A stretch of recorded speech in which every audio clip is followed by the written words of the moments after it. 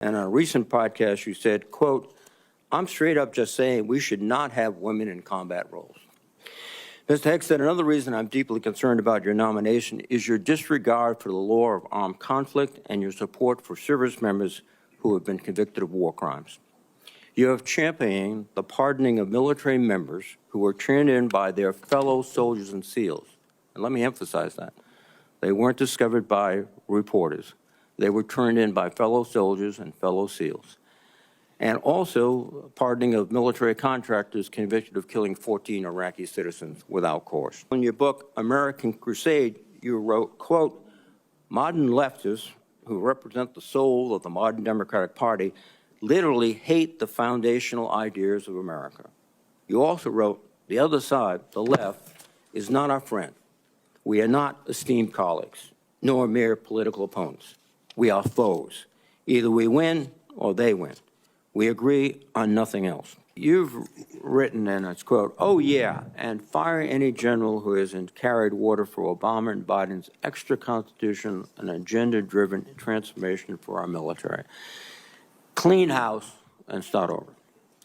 It's come to my attention that current serving military personnel have received emails threatening them with being fired for supporting the current DOD policies.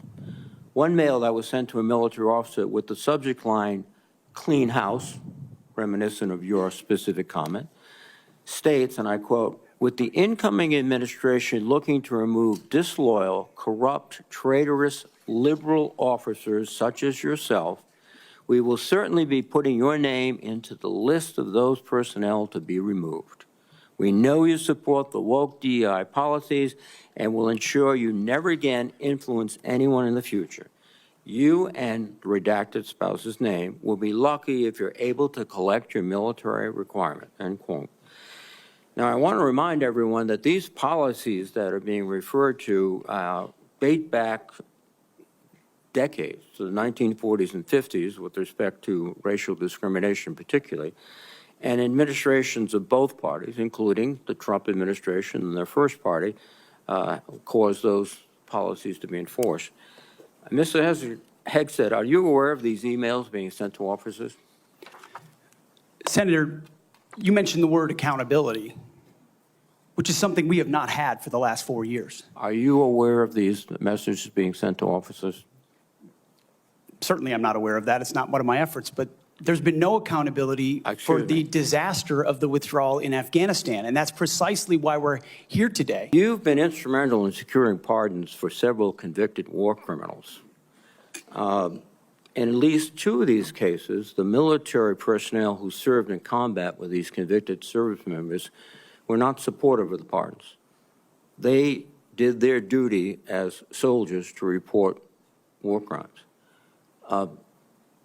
Your definition of lethality seems to embrace those people who do commit war crimes rather than those who stand up and say, this is not right. So what's the response to your service members who personally witnessed these and courageously reported them to their superiors? Senator, as someone who's led men in combat directly and had to make very difficult decisions, I've thought very deeply about the balance between legality and lethality, ensuring that the men and women on the front lines have the opportunity to destroy with and close the enemy, and that lawyers aren't the ones getting in the way. I'm not talking about disavowing the laws of war or the Geneva Conventions or the Uniform Code of Military Justice. Sir, I'm talking about restrictive rules of engagement that these men and women behind me understand they've lived with on the battlefield, which has made it more difficult to defeat our enemies.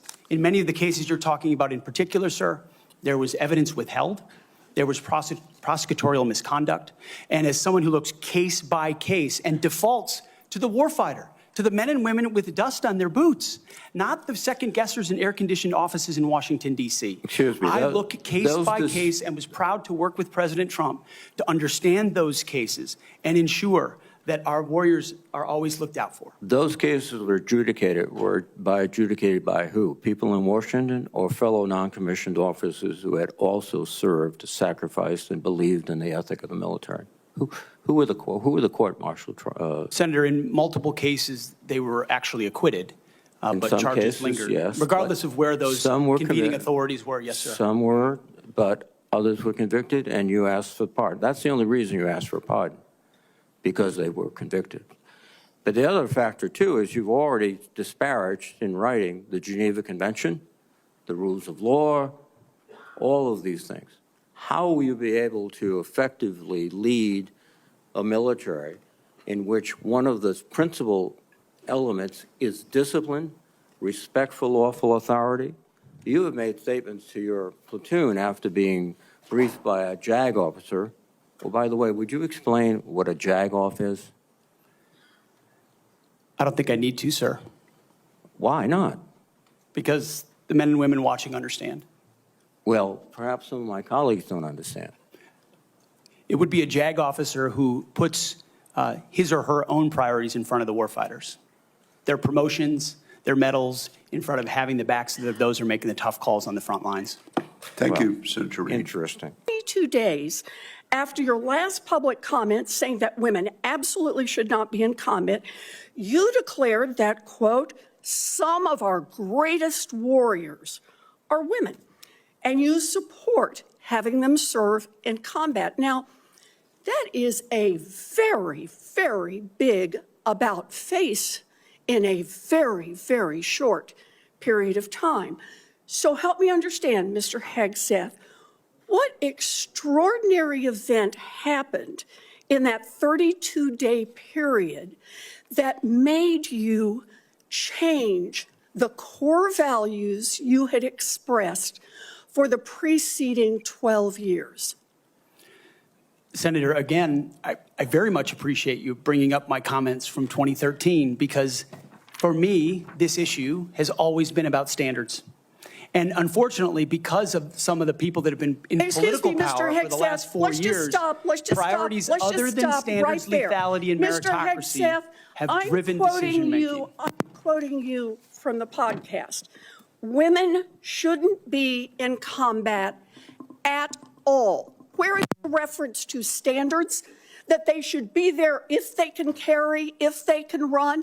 I don't see that at all, Mr. Hegseth.